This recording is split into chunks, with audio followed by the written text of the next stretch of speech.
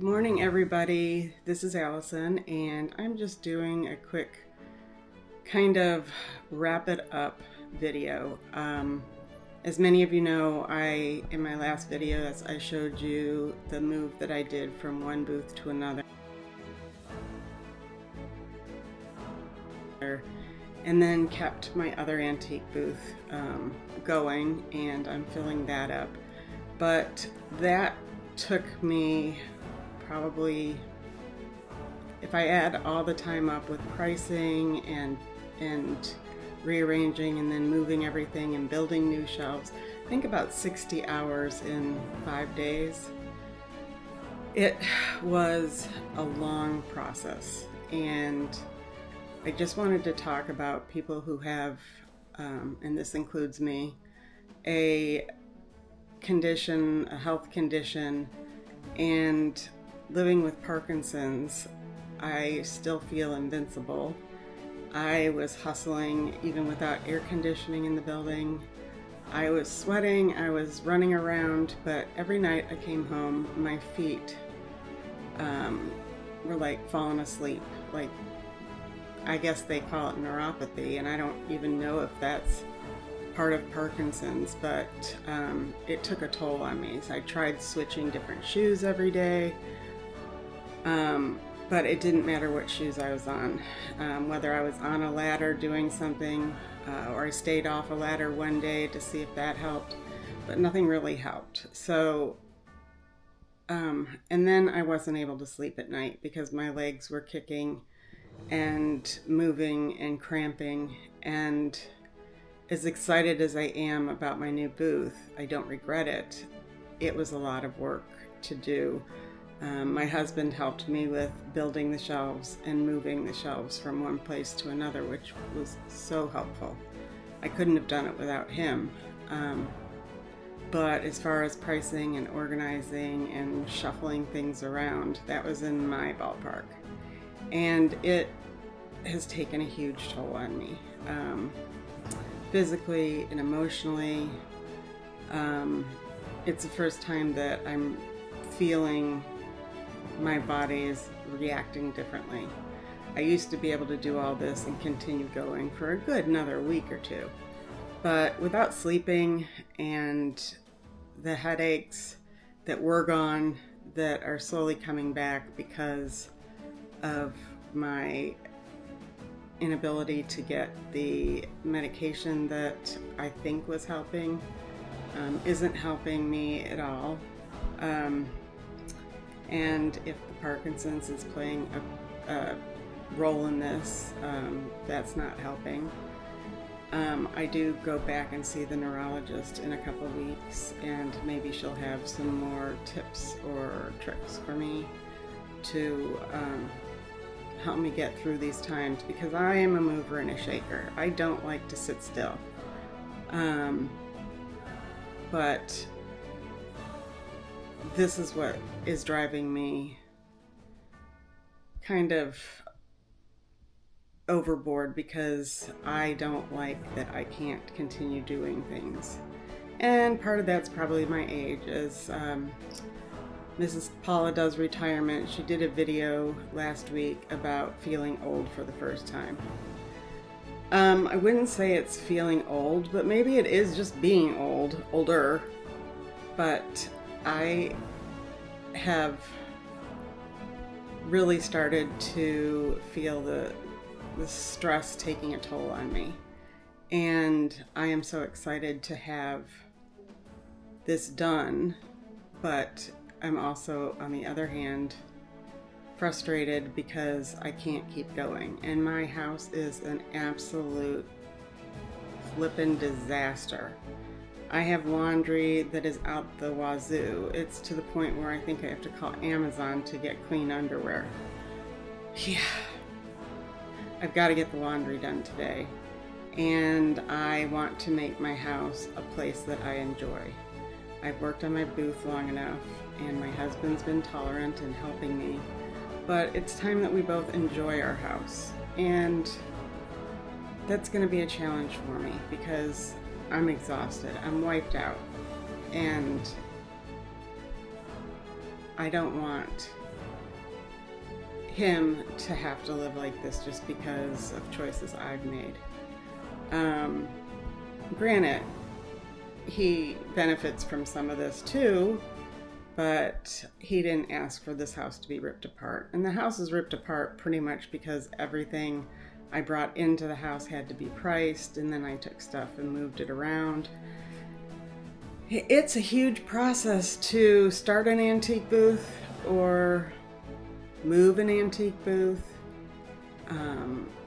and keeping inventory. I had to start a new type of inventory, and if any of you are antiquers out there and how you keep your inventory would really help.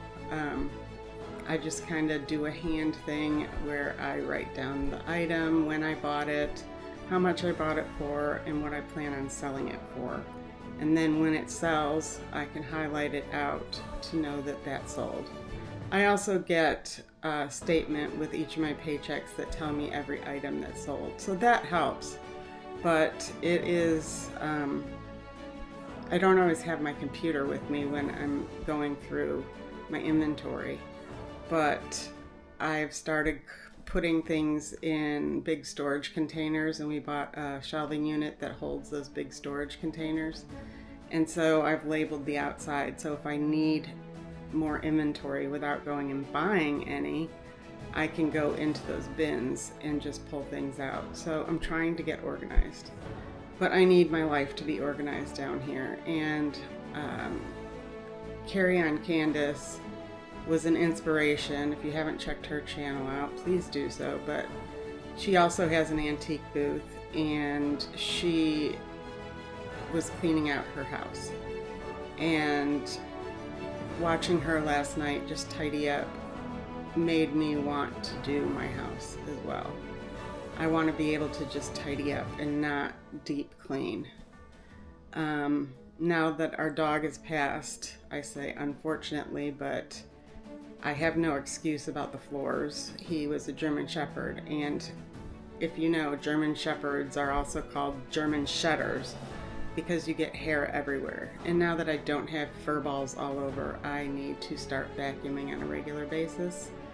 I kind of gave it up because every time I'd vacuum there was more clumps of hair, but I don't have an excuse.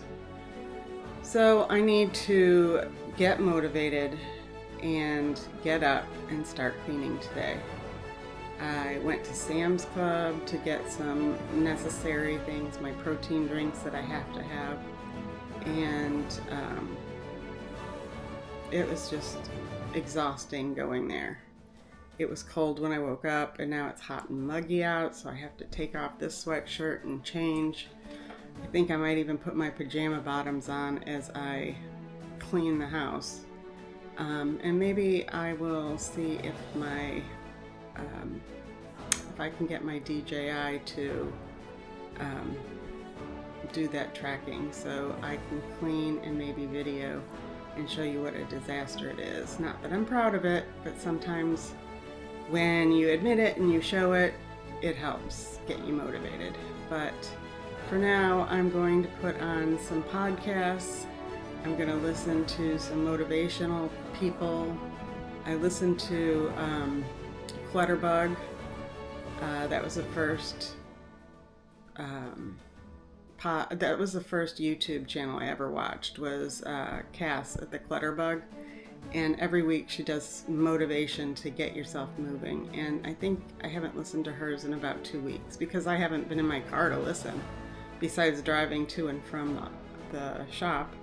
But I think I'm going to put her on and get myself up and motivated.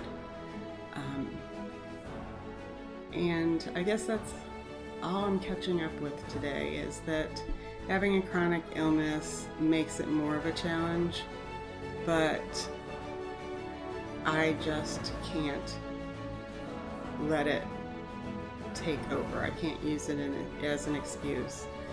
And it's not an excuse when your body is physically giving you challenges.